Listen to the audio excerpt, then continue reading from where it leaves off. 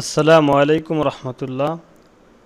আজকে আমি একটি নতুন বিষয়ে দেখাতে চাচ্ছি, সেটা হচ্ছে কিভাবে বছর পরিবর্তন করবেন।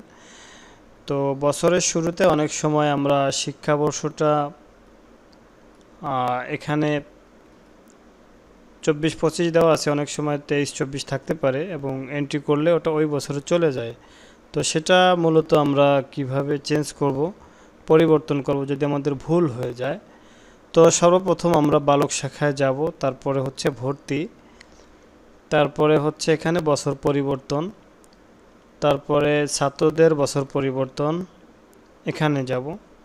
তো আমি একটি দাখিলা দিচ্ছি, 413। তো এটা আছে মূলত হলো 2025। তো আমি এটা 24-এ নিতে চাই। তো আমি 25 মুছে দিয়ে আমি 24 লিখলাম এবং সংরক্ষণ দিলাম। তো এবার যদি আমি 413 আবার একটু চেক দেই কি অবস্থা, দেখি 413 24 হয়ে গেছে।